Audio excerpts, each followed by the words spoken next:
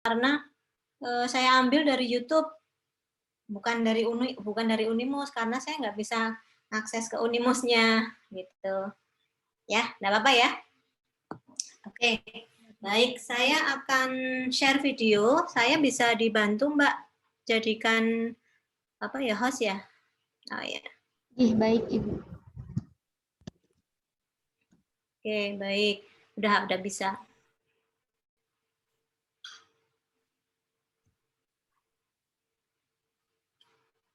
Oke. Ya, ini ya. Nanti sebelum nanti daripada kalian kaget ya, di awal nanti saya berikan materinya, terus kita share videonya juga akan saya komen kalau memang itu tidak sesuai dengan yang kita kerjakan, ya. Nanti kalian catat, kalian amati betul, ya, kesalahannya di mana, dan yang kalian catat itu yang benar, gitu ya, menurut sesuai dengan prosedur yang ada di Unimus. Terus untuk mendapatkan feedbacknya, kalian nanti saya minta untuk menjawab pertanyaan yang saya ajukan. Mungkin 4 atau 5 pertanyaan saja dari materi hari ini yang nanti kalian jawabnya langsung saja melalui nomor WA saya. Jadi kalian nge-WA saya jawaban yang nanti saya ajukan, ya.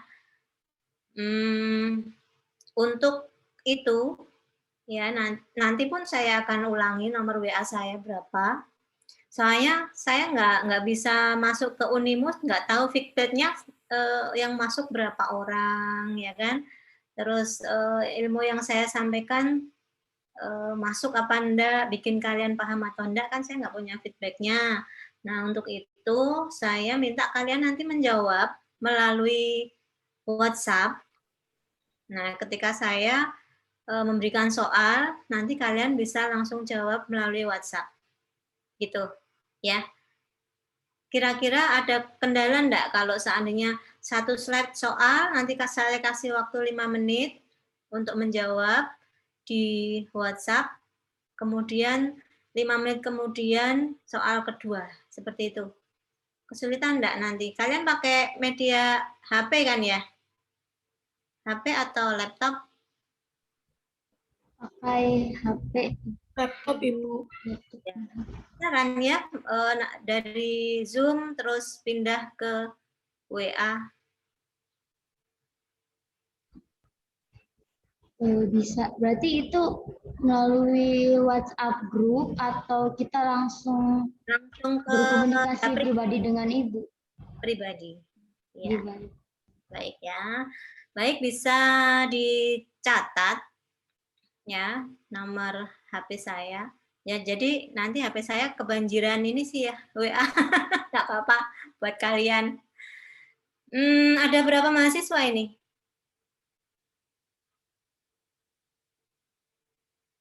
Sekitar 170-an total, Ibu. 170. Wow. 170. Nggak apa-apa, wis. Nggak apa-apa buat kalian. Nanti tugas saya nanti malam menghapus jawaban kalian kalau sudah saya koreksi ya. Nggak apa-apa. Oke, baik. Saya kasih nomor WA dulu ya, biar kalian save nomor saya. Ya, di 085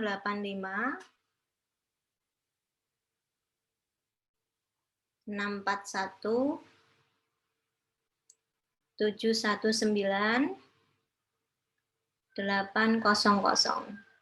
Atau Mbak Mutia bisa share nomor saya ke WA grup kalian ya, supaya bisa di-save biar nggak ada yang salah. Baik, Ibu. Ya, baik, saya mulai ya. Untuk rheumatoid factor, apa sih rheumatoid factor yang mungkin sering dikenal oleh masyarakat umum? Rematik gitu ya, padahal sebenarnya rematik itu adalah satu hal yang khusus. Padahal ciri-cirinya tuh hampir sama, nyeri persendian ya, terus sakit untuk buat jalan atau menggerakkan persendian, terus ada bengkak. Nah, yang seperti itu orang bilangnya rematik ya. Padahal untuk simptom atau hal yang tampak atau apa ya namanya, akibat dari penyakit itu tidak hanya disebabkan oleh rheumatoid factor, bisa karena apa namanya, asam urat, ya, bisa karena CRP, ya, bisa karena asto. Jadi sakit linu di persendian, linu buat jalan, kakinya bengkak itu tidak hanya disebabkan oleh rematik, ya, tapi beberapa hal yang menyebabkan itu ada asto, ada CRP, ada asam urat. Makanya ketika ada pasien datang ke dokter yang bertanya, apa namanya, "Dok, ini kok saya keluhannya nyeri kaki, ya, nyeri persendian, ini saya rematik ya, Dok?" Kan gitu ya. Nah, dokter biasanya akan menyarankan untuk periksa laboratorium berupa asto, RF, CRP, dan asam urat. Nah, itu sepaket biasanya. Ya. Nah, nanti mana di antara pemeriksaan itu yang positif, nah itulah yang menyebabkan rasa sakitnya. Ya. Nah, hari ini kita akan membahas tentang rheumatoid factor. Apa sih rheumatoid factor itu? Ya, rheumatoid factor itu merupakan penyakit autoimun ya yang menyebabkan radang sendi kronis. Jadi autoimun itu bisa dijelaskan bahwa itu semacam negara ya, tubuh kita itu semacam negara, di mana negara itu kalau ada musuh akan tentaranya akan membela negara tersebut, ya. Nah, kalau itu benar musuh ya, kalau yang diserang. Nah, padahal yang diserang itu negaranya sendiri, ya. Jadi penyakit autoimun itu bukannya dia menyerang musuh, tetapi menyerang negaranya sendiri. Itu seperti itu. Jadi untuk definisinya sendiri ya, jaringan tubuh manusia itu diserang secara salah oleh sistem imun. Jadi pasukannya itu salah menganalisa bahwa organ tubuhnya itu adalah sebagai musuh gitu loh. Ya. Terus sistem kekebalan tubuh yang mengandung organisasi kompleks sel antara antibodi yang dirancang secara normal untuk mencari dan menghancurkan tubuh, ya, terutama yang terinfeksi. Nah, ini akan menyebabkan rasa sakit dan akan menyebabkan pembengkakan. Ya, kalau kalian bingung, ini gambarannya di bawah ini ya. Jadi, ini adalah gambaran tulang ya, boleh tulang kaki, tulang persendian tangan, itu boleh ya. Jadi, tulang yang ada sendinya. Untuk tulang yang normal, ya, sendi di antara tulang itu akan ada bantalan, ada cairan, ya, terus ada pelindung sendi. Nah, ini ada apa ini? Joint capsule, ya, pelindung sendi. Terus ada membran sinovalnya, ya. Terus ada apa namanya, spasi atau jarak antara sendi. Ini jarak antara sendi. Ya, terus ada kartilago. Ini pelindung dari sendinya sendiri atau apa ya? Kalau kita bilang itu adalah tulang muda, tulang rawan, ya. Terus ada tulang itu sendiri, ya. Nah, tetapi pada kondisi autoimun, ya, itu antibodi yang ada di sini, ya, antibodi yang ada di tubuh itu, terutama ini kan banyak sekali ya antibodi itu ya. Di dalam darah itu kan ada yang namanya limfosit. Nah, limfosit ini ya, karena dia mengidentifikasi ada sesuatu yang salah di dalam jaringan, padahal tadi nggak ada apa-apa ya. Limfositnya ini menganalisa bahwa di sini itu ada musuh gitu. Nah, dia akan berusaha mengkoordinir dari sistem imun tubuh untuk membentuk antibodi. Nih, ini dibentuklah antibodi sebanyak-banyaknya. Sel imun itu, terutama ini adalah sel B, ya, limfosit T helper, sel B dan sebagainya, ini akan membentuk antibodi sebanyak-banyaknya karena dianggap di sini mempunyai musuh gitu ya.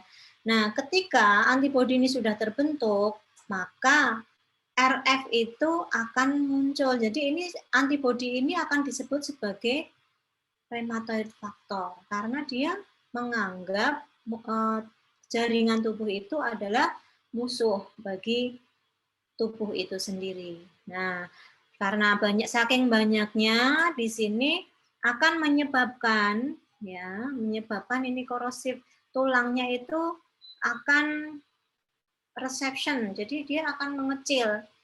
Yang tadinya normalnya segini dia akan berubah menjadi kecil ya.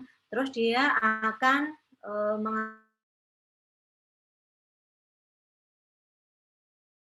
ada radang ya. Ciri-ciri radang itu kan kalor, dolor ya. Jadi ada bengkak, ada merah ya, terus ada sakit. Nah, di situ akan menyebabkan rasa sakit dan sendinya juga mengalami degradasi. Tidak seperti tulang normal tapi tulangnya akan berubah bentuk ya. Jadi kesimpulannya ya, rheumatoid factor itu adalah penyakit autoimun ya yang menganggap bahwa di dalam tubuh itu ada yang salah ya, ada musuh gitu, padahal yang diserang adalah jaringan tubuhnya sendiri. Ya. Nah, dengan banyaknya antibodi itu akan menyebabkan ya menyerang tubuh itu sendiri sehingga di situ terjadi peradangan ya, peradangan, rasa sakit, rasa panas, dan penyusutan sendi atau perubahan sendi. Nah, terus ini gambaran lainnya. Jadi ini tulang normal, ya, tulang normal ada kapsulnya, kapsul itu pelindung. Terus tulang rawan, ini, terus membran sinoval. Ini membran sinoval itu yang melapisi ini. Terus di sini juga ada cairan sinoval. Ini cairan sinoval itu cairan sendinya. Ya, normalnya ada seperti itu. Pada kondisi normal, orang yang sudah dewasa atau sudah tua, itu cairan sendinya juga akan menyusut. Itu pun sendiri bisa menyebabkan rasa sakit, tetapi hal itu bukan dikarenakan RF. Ya. Terus apabila orang tersebut mengalami RF, ya, ada RF di sini, maka akan terbentuk rasa sakit, di mana ini disebabkan karena peradangan, ya, di sini peradangan, yang namanya radang itu merah, bengkak, sakit, ya. Terus sendi bengkak atau kemerahan dan erosi pada tulang rawan. Jadi tulang rawannya ini mengalami perubahan, erosi itu rusak, ya.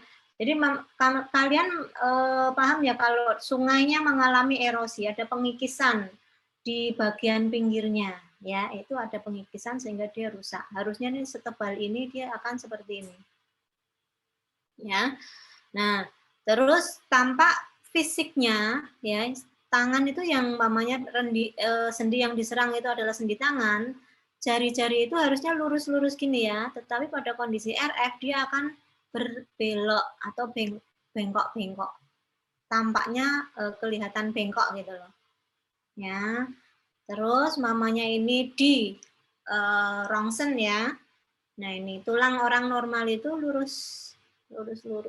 Ini ada batas sendinya.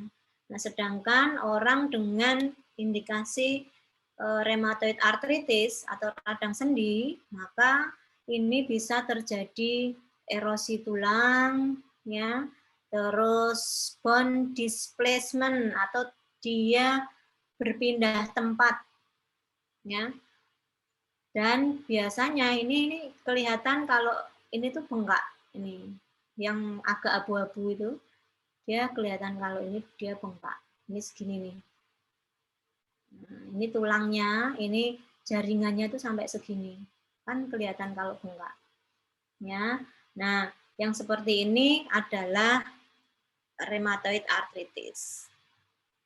Nah, penyakit ini biasanya menyertai pasien pada kondisi penyakit lupus erythematosus. Jadi lupus itu autoimun ya. Terus ada juga yang menyertai yang bukan autoimun. Ini contohnya pada penderita hepatitis, penderita penyakit TB, tuberkulose, dan parasit. Parasit ini bisa malaria ya, atau mungkin filaria. Ini bisa seakan-akan dia menderita rheumatoid factor.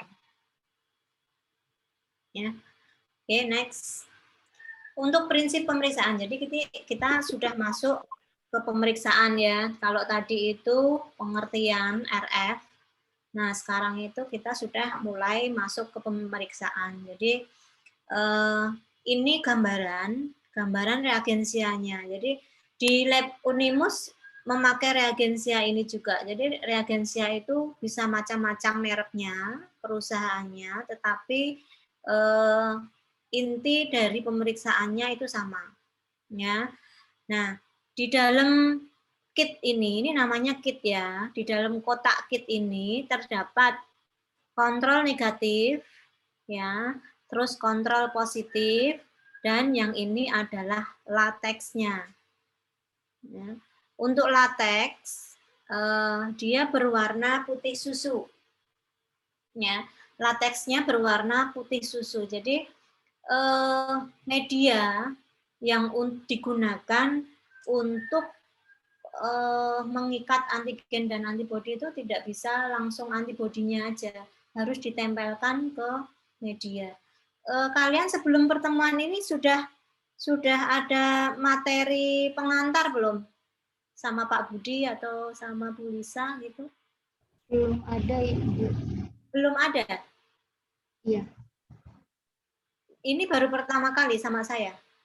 Iya, kemarin dengan Ibu April membahas. Ibu April bahas CRP, Ibu. Oh, bahas CRP. Oke, baik. Nggak apa-apa, ini keluar dari materi RF ya. Media untuk apa ya? Jadi gini, supaya ada ikatan antigen dan antibodi dan bisa tampak oleh mata kita, itu harus disertai oleh apa ya? Satu zat atau satu benda. Ini umpamanya benda itu adalah eritrosit, ya, terus karkoal, lateks. Ini contoh yang sering digunakan. Ya, kalau karkoal itu biasanya karkoal atau karbon, ya, itu biasanya berwarna hitam. Yang namanya karbon itu arang, ya. Nah, terus kalau lateks, ya, dia berwarna putih. Ya. Terus satu lagi namanya eritrosit. Eritrosit ini nanti untuk semester ini kalian akan menerima pada pemeriksaan TPHA. Semester ini ada TPHA ya? ASTO, RF, CRP, TPHA, PDRL ya? Iya, Ibu. Ya, itu adalah contoh pengantar di mana pengantarnya tersebut nantinya akan di coating dengan antigen atau antibodi supaya dapat menemukan target. Jadi gini, ini kan ada prinsip pemeriksaan RF pada serum. Jadi rheumatoid factor pada serum itu akan bereaksi dengan partikel lateks. Jadi partikel lateks itu umpamanya nih, saya gambarkan sebagai lingkaran bulat, ya, di mana partikel lateks itu sudah dilapisi dengan imunoglobulin ini. Nah, nantinya yang digunakan untuk menangkap RF itu adalah ini, gitu loh. Ya, iya, gambar gini. Sebentar, nanti saya carikan.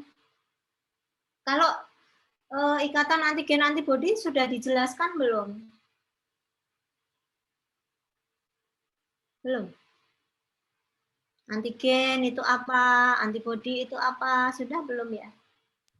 Sudah, Ibu. Sudah, Ibu. Oh, sudah. Harusnya kalau itu sudah, Saya rasa ini mudah dimengerti ya. Ini bisa dimengerti enggak prinsip pemeriksaan ini? Bisa, Ibu. Bisa Bu. ya? Bisa. Jadi rheumatoid factor tadi ini merupakan antigen. Ya, di dalam tubuh pasien ini merupakan antigen. Nah, antigen ini akan ditangkap oleh antibodi. Imunoglobulin itu adalah antibodi. Ya. Nah, antibodi ini diambil dari serum manusia yang dilapiskan pada partikel lateks. Sehingga nanti apabila terjadi ikatan antara antigen dan antibodi, maka kalian bisa melihatnya dengan mata kalian berupa lateks tersebut menggumpal-gumpal, ya, karena membentuk aglutinasi. Nah, untuk itu, karena lateksnya berwarna putih susu, maka slide yang digunakan adalah slide dengan latar belakang hitam. Ya. Next. Terus untuk pemeriksaan RF sendiri ada 2 cara, ya, 2 tahapan, yaitu kualitatif dan semi kuantitatif. Untuk cara pengerjaannya sama seperti yang dijelaskan Bu April kemarin, CRP ya berarti. Ya, kalau CRP prosedurnya sama, jadi kualitatifnya kita harus mengerjakan serum, terus kontrol negatif, kalau boleh kontrol positif. Itu prosedur yang ada di kit reagensia. Mungkin kalau Bu April kemarin menjelaskannya cuman serum dan kontrol negatif itu bisa aja terjadi ya.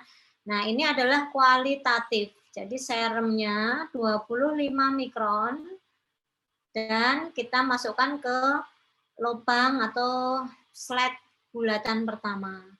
Terus kontrol negatif di bulatan kedua, kontrol positif di bulatan ketiga.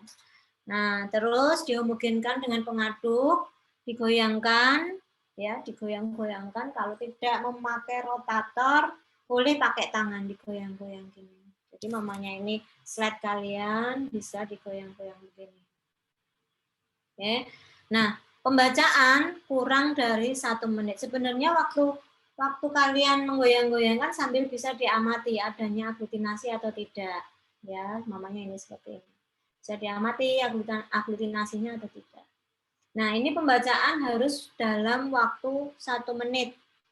Kalau lebih dari itu, bisa menjadi faktor penyebab kesalahan dalam pembacaan. Ya, bisa false positif. Oke. Nah, untuk tahap kedua, jika terjadi hasil sampel yang positif, maka harus dilanjutkan ke fase semi kuantitatif dengan cara melakukan pengenceran serum dengan NaCl fisiologis. Ya, NaCl fisiologis itu digunakan sebenarnya karena dia mempunyai dia merupakan cairan yang isotonis, jadi tidak merusak tidak merusak sel ataupun plasma. Makanya itu dipakai menggunakan NaCl sebagai pengencernya. Ya. Nah, untuk pengenceran kalian masih ingat enggak yang dijelaskan Bu April pengenceran? Masih. Oke. Jadi pengencerannya itu setengah, terus 1/4, 1/8, 1/16, 1/32, dan seterusnya, 1/64, dan seterusnya ya. Nah, untuk konsentrasi, ya konsentrasinya nanti dikalikan 8 IU per mililiter, jadi international unit per mililiter. Nah, ini saya gambarkan ya. Jadi pertama kali kita ambil serum tadi yang pertama, terus kontrol negatif. Nah, hasilnya ternyata serumnya positif nih. Langkah berikutnya kita akan membuat semi kuantitatifnya dengan cara 25 mikron serum. Jadi ini satuannya mikron ya. Ditambah dengan 25 mikron NaCl. Ya. Nah, kuncinya untuk pemeriksaan ini kita hanya butuh 25 mikron sampel. Kalau ini 25 ditambah 25 kan jadinya 50 nih. Nah, untuk plate sebesar ini, dia akan terlalu luber ya. Maka dari itu harus kita pindahkan 25 mikron ke lubang yang berikutnya. Kemudian, lubang nomor 3 ini kita tambah dengan latex. Jadi 25 mikron dipindah dulu ke slide keempat, baru ini ditambah dengan latex. Ya. Terus setelah itu ini direaksikan. Positif apa negatif hasilnya? Jika ini positif, maka dilanjutkan ke liter 1/4. Ya, di mana tadi sudah ada 25 mikron liter setengah dari sini. Ya, lalu kita akan menambahkan NaCl sebanyak 25 mikron. Nah, di sini pengencerannya adalah 1/4 ya. Jadi dari setengah ditambah 1 bagian berarti jadi 1/4. Nah, direaksikan dipindah dulu 25 mikron ke sini. Ya. Berarti di sini sudah ada 1/4. 25 mikron pengenceran 1/4 ya. Nah, ini kemudian dihomogenkan, tambah latex, homogenkan, dibaca. Kalau memang dia positif, lanjut ke titer berikutnya dengan cara yang sama ya. Jadi ini sudah ada satu bagian atau 25 mikron titer 1/4 ya. Terus ditambah 25 mikron NaCl ya. Dihomogenkan. Ini mindahkannya pakai mikropipet ya. Jadi pakai mikropipet terus dipindahkan ke sini dulu ya, baru ini direaksikan, tambah latex 25 mikron, baru setelah itu dihomogenkan dan dibaca. Ya, jika positif baru dilanjutkan ke sini. Jika positif lagi, tinggal di mana ada kebijakan mau dilanjutkan atau berhenti. Biasanya untuk perusahaan itu akan membatasi pemeriksaan, umpamanya hanya sampai 1/16 atau 1/8 saja, karena pertimbangan untuk harga atau biaya yang nantinya akan dibebankan kepada pasiennya. Tuh. Terus bagaimana dengan konsentrasinya ya? Konsentrasinya itu jika tadi ini positifnya di titer setengah ya. Terus habis titer setengah negatif, maka ini konsentrasinya adalah 2 dikali 8 yaitu 16 international unit per mililiter. Ya. Jika pengenceran berikut mamanya ini hasil positif, titer setengah positif, titer 1/4 positif, titer 1/8 positif, titer 1/16 positif, tapi perusahaannya membatasi. Maka hasilnya adalah 16 dikali 8, hasilnya berapa 16 kali 8? 92 ya? Berapa itu? Coba dihitung.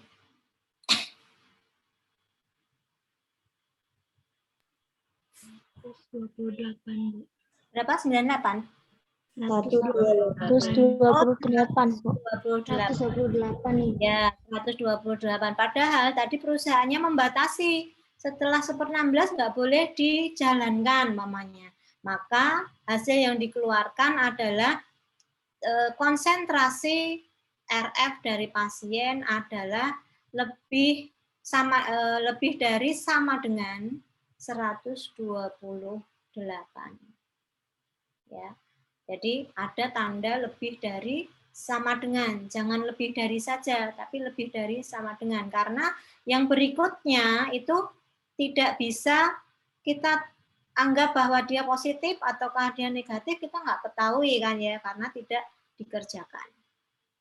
Oke, berikutnya, umpamanya dikerjakan, ini contoh kasus ya, dikerjakan positif di serum, terus diencerkan di setengah, ya, di setengah ini hasilnya negatif.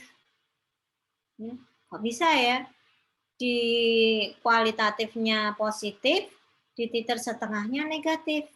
Kok bisa? Ya bisa aja karena kemungkinan ya konsentrasi dari RF-nya itu belum banyak ya.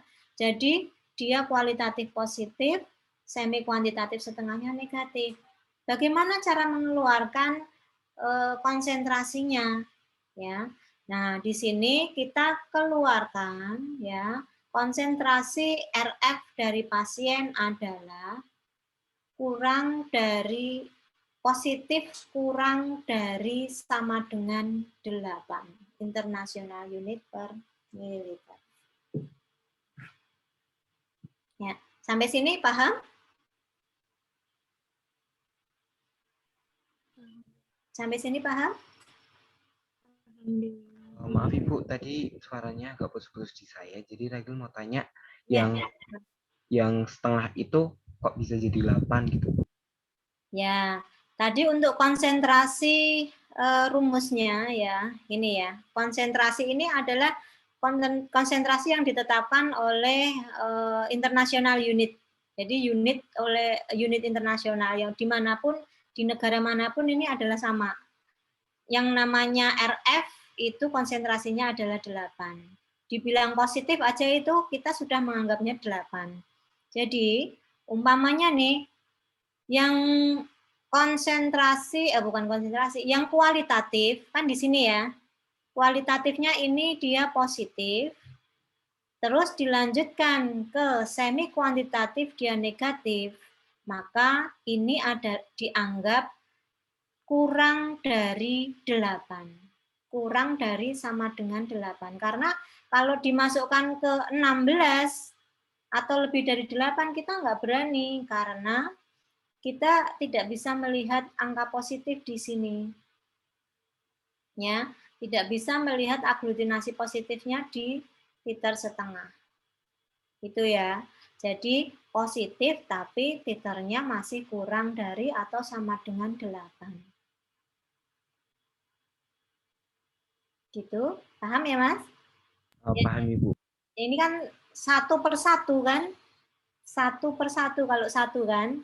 Nah, 1 dikali 8 kan 8. Itu. Jadi materinya sebenarnya itu saja. Terus saya mau share videonya sebentar. Ini nomor WA saya, silakan dicatat. Kalau mungkin sudah di-share,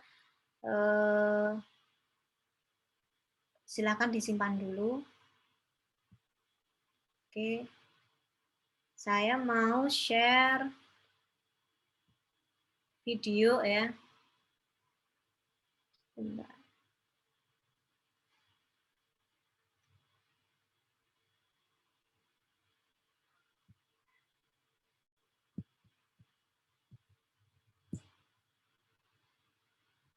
Pada slide-nya diberi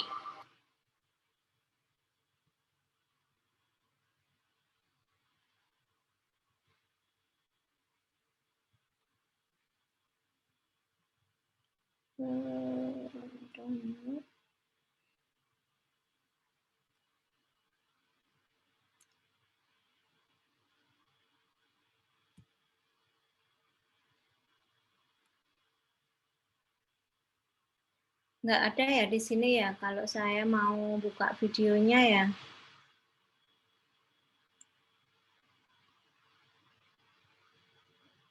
Ternyata nggak bisa saya share nih. Biasanya bisa Ibu di-share. Bisa ya, sebentar. Apa harus saya download ya? Ini soalnya aku udah langsung dari YouTube. Label. Sebentar ya Mbak, sabar dulu. Kemarin waktu di Bu April udah ada video pengerjaan belum? Sudah ada Ibu. Sudah ada Ibu. Sudah ada Ibu. Oh, kalau sudah ada berarti itu sama sih sebenarnya. Jadi untuk melihat aglutinasinya sama. Ini sudah Bu, kelihatan. Oh, kelihatan. muncul Bu. Masya Allah. Oke, baik. Pada lingkarannya, kali ini kita juga menggunakan 2 lingkaran, yaitu lingkaran pertama untuk sampel dan lingkaran kedua Coba untuk kontrol positif. Nah, baiklah, kita akan mulai. Pipet 50 mikron sampel.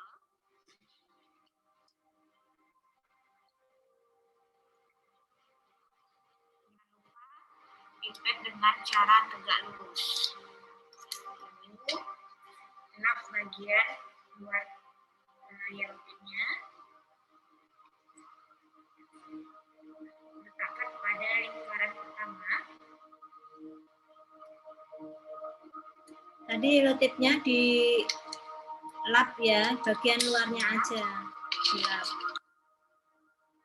Jadi kalau kita bekerja Kontrol positif. serologis itu harus selalu ganti tip biar tidak terjadi kontaminasi. Jadi untuk kontrol ini sudah disediakan dari pabriknya.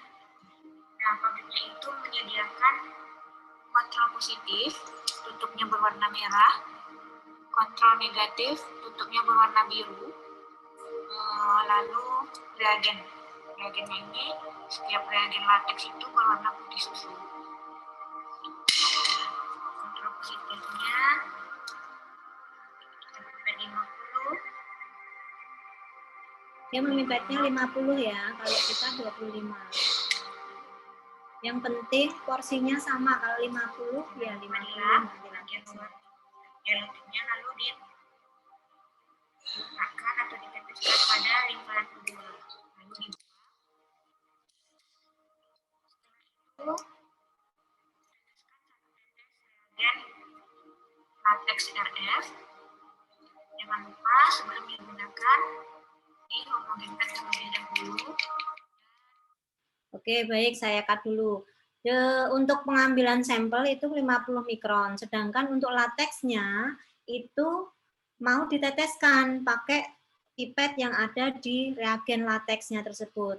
Nah, di sini untuk satu tetes itu setara dengan 50 mikron. Jadi dia pakai diteteskan. Nah, sedangkan untuk praktikum kita hanya menggunakan 25 mikron sampel dan harusnya lateksnya pun 25 mikron. Kita nggak bisa neteskan. Oleh karena itu harus diambil pakai pipet 25 mikron. Ya. Terus sekali kita akan menggunakan harus selalu dalam kondisi homogen. Jangan lupa stabil.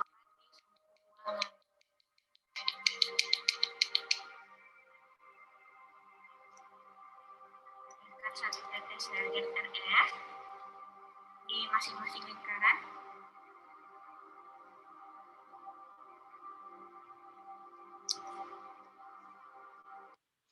Dan ketika dia meneteskan, sebaiknya ada jarak ya, karena jika pipet itu menempel pada serum atau pada kontrol, maka akan memungkinkan reagen yang ada di dalam sini tadi akan terkontaminasi. Jadi harus ada jarak ketika meneteskan. Lalu dihomogenkan dengan batang pengadu dengan cara melebarkan.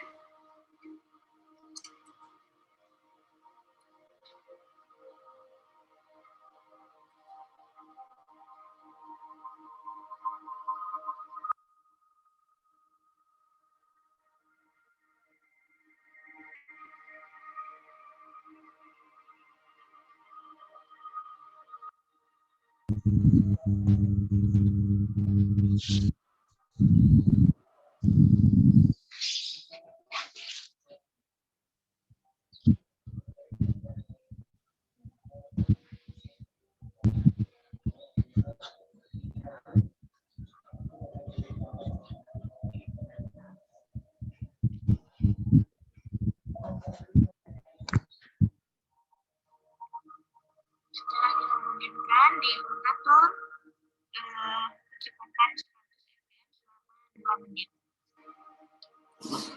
Jadi kalau dia memakai rotator ya dalam waktu 2 menit itu terlalu panjang.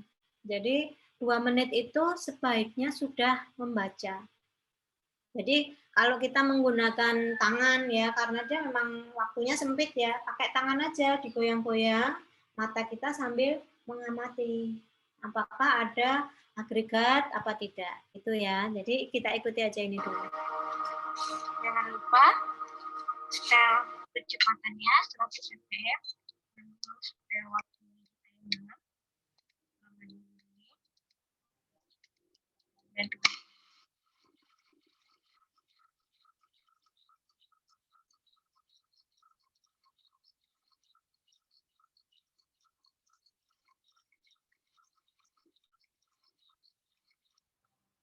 di rotator saatnya pembacaan hasil di mana interpretasi hasilnya adalah negatif terjadi aglutinasi, maaf, negatif tidak terjadi aglutinasi. Ya. Jadi kalian ketika mengamati ya, jadi kenapa ini dilebarkan? Karena memungkinkan antigen dan antibodi itu saling bertemu ya. Kalau mungkin kalian males melebarkan, dia akan sempit seperti ini. Kemungkinan dia terjadi aglutinasi juga menurun ya. Jadi dilebarkan saja. Besok mamanya kalian ada kemungkinan untuk PTM atau kita ada pertemuan ya. Nanti lakukan ini sesuai dengan lingkarannya, dilebarkan ya. Terus pengamatannya, kalian boleh sambil digoyang-goyangkan. Di bagian tebal ini akan sulit kelihatan aglutinasinya. Kalian harus melihatnya di sekitaran sini. Kalau ada aglutinasi, dia akan turun, dia akan berjalan turun. Ya. Nah, di sini nanti kalian ketika ini digoyang-goyang, amati di bagian sini ya, pasti kelihatan ada titik-titik kasarnya. Ya, coba. Positif terjadi aglutinasi. Nah, di sini dapat kita lihat bahwa untuk sampel tidak terjadi aglutinasi yang menandakan bahwa hasilnya adalah negatif, sedangkan untuk kontrol positif terlihat jelas aglutinasinya yang menandakan hasilnya positif. Nah, di sini terlihat berbeda antara negatif dan positif. Negatif, ini positif. Karena ini menggunakan kontrol positif, jadi tentu hasilnya juga positif. Demikianlah. Assalamualaikum warahmatullahi wabarakatuh. Oke. Jadi itu ya tadi untuk gambarannya.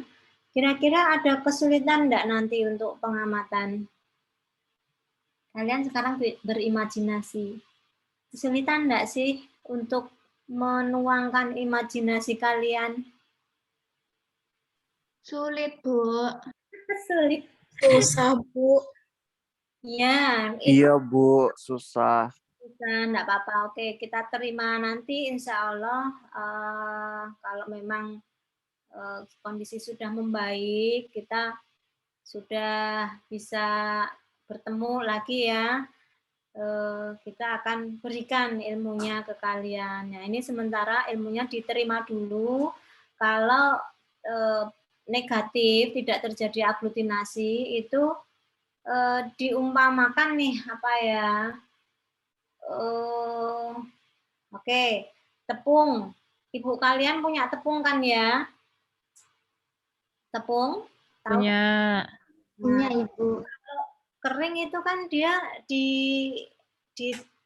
ditaburkan gini kan lembut sekali ya. Tetapi berbeda halnya tepung itu jika ada cipratan airnya, maka dia akan terjadi gumpalan-gumpalan. Nah, itu kalau digoyang-goyangkan di dalam piring, itu akan kelihatan bahwa yang tepung yang tidak ada gumpalannya akan kelihatan bersih ya. Sedangkan tepung yang ada cipratan airnya itu akan tampak ada gumpalan-gumpalannya. Itu gambaran awamnya ya. Tapi nanti insya Allah kalau memang ketemu, kita juga nggak akan ngasih soal ini positif apa negatif untuk interpretasi dengan gambar ya. Karena itu nggak bisa untuk jadi soal. Biasanya mamanya kita mau kasih soal di seperti ini positif, seperti ini negatif, berapa hasilnya, kayak gitu aja, ya. Yang penting kalian pahami cara menentukan positifnya, prinsipnya, ya, metodenya apa, prinsipnya bagaimana, terus dia untuk pemeriksaan apa, gitu, ya. Oke, sudah siap dengan jawabannya atau mungkin ada pertanyaan? Ada pertanyaan enggak? Kalau diem enggak, saya anggap enggak ada pertanyaan ya. Baik, kalau tidak ada pertanyaan, saya kembali ke PPT untuk memberikan feedback kalian. Nah, ini soal yang pertama. Mengapa bisa terjadi rheumatoid arthritis? Jawaban pertama kali, jadi mamanya, kalian mau ngirim tuh, ketik nama, belakangnya name, jawab jawaban. Gitu. Apa disebabkan karena terjatuh, atau disebabkan karena terkena panas, atau apa, silahkan dijawab. Ya, 2 menit cukup ya.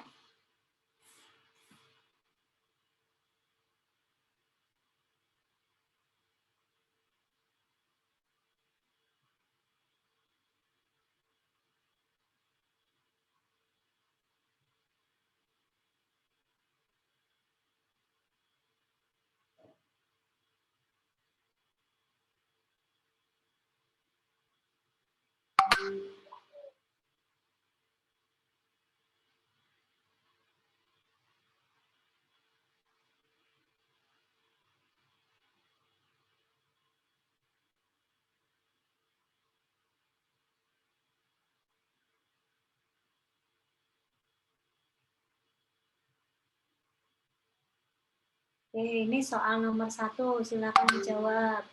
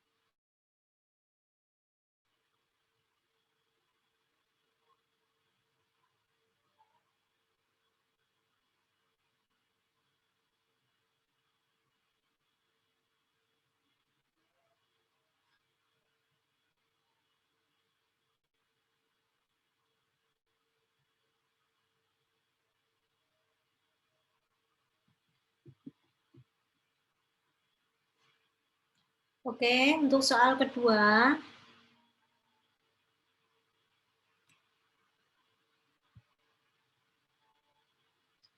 Soal kedua bisa diperhatikan ya.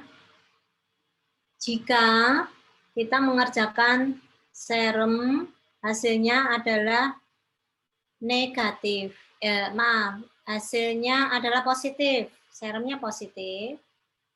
Terus kontrol positif positif. Titer setengah positif. Titer seperempat negatif. Berapa konsentrasi dari RF pasien? Langsung aja jawab. 15, 17, apa 18, atau bagaimana? Langsung jawab aja. Maaf Bu, gimana Bu tadi Bu?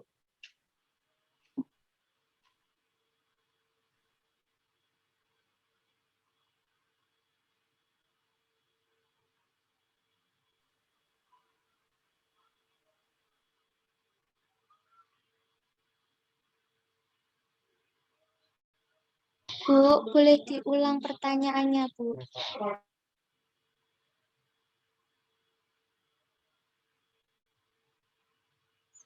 Saya ulang.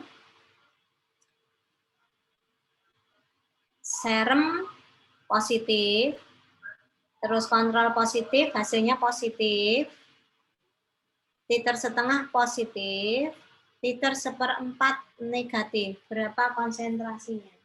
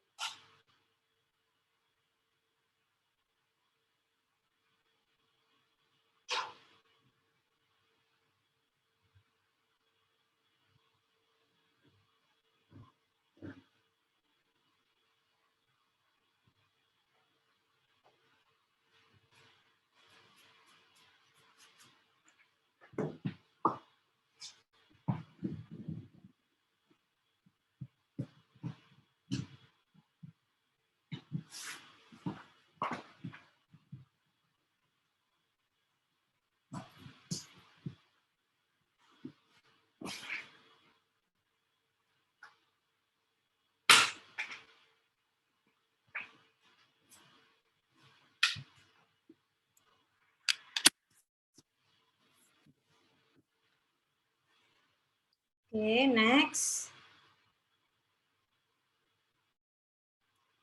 Pertanyaan ketiga. Jika ini serumnya positif ya. Jika serum positif, terus setengah positif, seperempat, 1/8, 1/16 dia positif, tetapi perusahaan membatasinya hanya sampai 1/16. Berapakah konsentrasi dari RF pasien?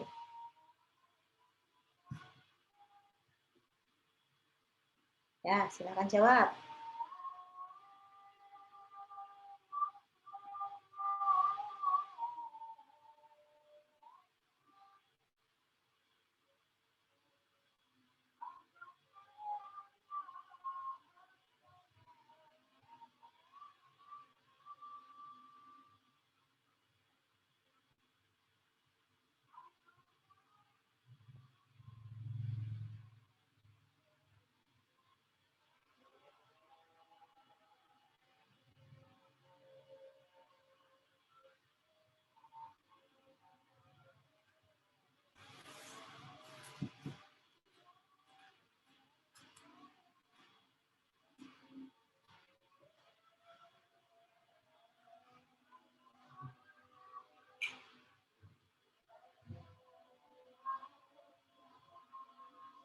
Mohon maaf Ibu, bisa diulangi kembali soalnya Ibu.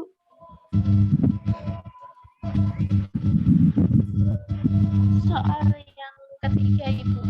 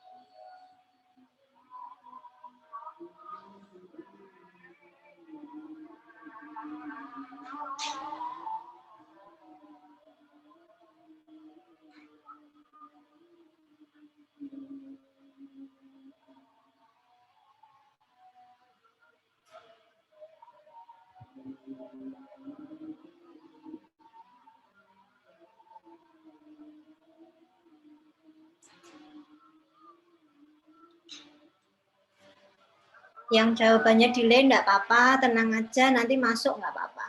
Aman. Tetap ngetik aja, dikirim ke saya.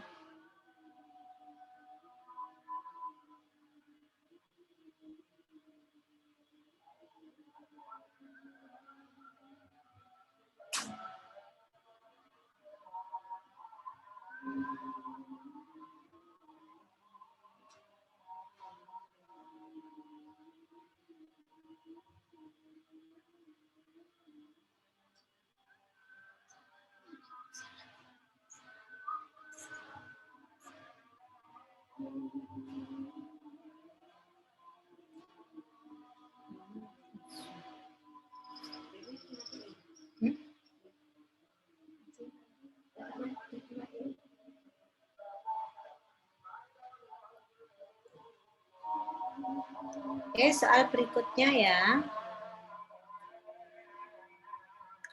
Jika serum positif, kontrol positif, setengah hasilnya negatif, maka konsentrasi dari RF pasien adalah, silakan dijawab.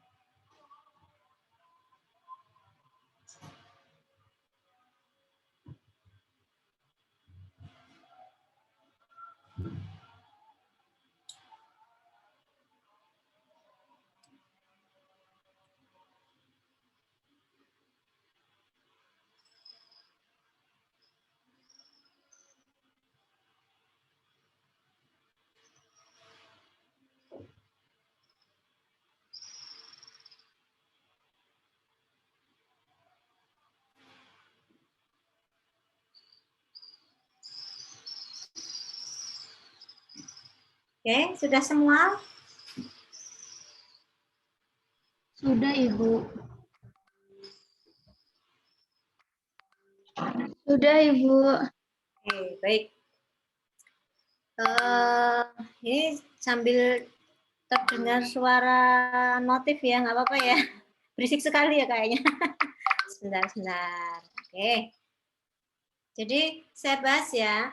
Oke, ini masih on the way masuk, yang delay juga masih masuk. Nggak apa-apa, saya terima ya. Akan saya bahas ya, saya hanya pengen tahu feedback kalian apakah materi yang saya sampaikan itu mudah dicerna atau tidak ya. Ternyata ada beberapa yang jawabannya kurang benar ya. Jadi nggak apa-apa. Oke, yang nomor 1 ya, mengapa bisa terjadi rheumatoid arthritis? Karena ya, karena sel imun tubuh menganggap tubuh pasien tersebut adalah benda asing ya, atau autoimun gitu aja udah betul ya. Apapun yang kalian jawab, kalau intinya itu menjelaskan tentang autoimun, itu saya benarkan. Yang kedua, soal sampelnya positif, kontrolnya positif, titer setengah positif, berapa konsentrasinya ya. Kalau konsentrasinya berapa, ini adalah 4 dikalikan 8. Oh, ini setengah ya? Oh ya, 2 kali 8, berarti 16 unit per mililiter. Ya, tadi memang tidak saya tekankan kalau konsentrasi itu memakai satuan. Nah, untuk besok ketika kalian mengerjakan apapun, entah ASTO atau RF atau CRP, yang nantinya dikalikan konsentrasi, maka di belakangnya harus ada satuannya, yaitu international unit per mililiter. Jadi ini jawabannya adalah 8 IU per mililiter. Yang tadi nggak ada IU per mililiter, saya anggap betul, nggak apa-apa. Tapi besok kalau ada lagi pertanyaan, harus ada satuannya. Ada yang salah ya tadi ya, ada yang ngejawabnya kurang dari gitu, tapi nggak apa-apa. Ya, yang merasa salah diperbaiki ya. Jadi ini cuma 2 dikali, kan ini setengah 2 itu dari mana? Dari pengencerannya ini loh 2 kalinya. Ya, berarti 2 dikali 8, yaitu 16 IU per mililiter. Oke, soal berikutnya. Jika serum positif, kontrol positif, terus diencerkan sampai dengan positif 1/16. Sedangkan perusahaan membatasi di atas 16 tidak boleh. Ya, jadi bagaimana konsentrasinya? Lebih dari sama dengan. Lebih dari itu panahnya apa ya? Mulutnya menghadap ke kiri atau ke kanan? Ke kiri, Ibu. Nah, ke kiri. Jadi lebih dari, di bawahnya ada, biasanya ada sih kode khusus lebih dari sama dengan, tapi ada yang menyebutkan lebih dari, lebih sama dengan, itu nggak apa-apa. Lebih dari sama dengan 128 IU per mililiter. Ya, ada yang ditulisnya mungkin nggak ada tandanya ya. Lebih dari DARI gitu. Nggak apa-apa. Betul. Next. Soal terakhir, jika kontrol positif, serumnya positif, tapi dikerjakan di setengah itu negatif, maka konsentrasinya adalah kurang dari sama dengan 8. Ya, kurang berarti mulutnya menghadap ke kanan. Gitu. Oke. Ada yang merasa salah dengan jawabannya? Tidak ya? Mudah ya dicerna ya? Insya Allah mudah, Ibu. Baik. Jadi pertemuan kita hanya sampai waktu ini. Jadi jam 5, jam 17:46. Kalau ada waktu praktikum sampai jam 19, yaitu saya anggap sudah lunas ya, kita enggak ada utang ya. Saya Ibu. khawatir nih, ini waktunya panjang banget di apa kita bayarnya mahal-mahal, ternyata prakteknya cuma segitu doang gitu ya. Eman gitu bisa jadi kan seperti itu. Kita anggap pertemuan kita hari ini sudah lunas ya. Ya, Bu. Ibu. Oke, baik. Terus untuk presensinya yang kalian yang sudah WA saya sampai dengan jam 17.47 ya, 17.47 atau ya udah 17.47 ini sudah berhenti kok. Itu saya anggap yang hadir. Kalau mungkin ada SMS di belakang ini akan saya pertimbangkan. Gitu ya. Baik, kurang lebihnya saya mohon maaf barangkali ada penyampaian yang tidak mengena di hati atau mungkin sistem yang saya berikan tidak enak ya.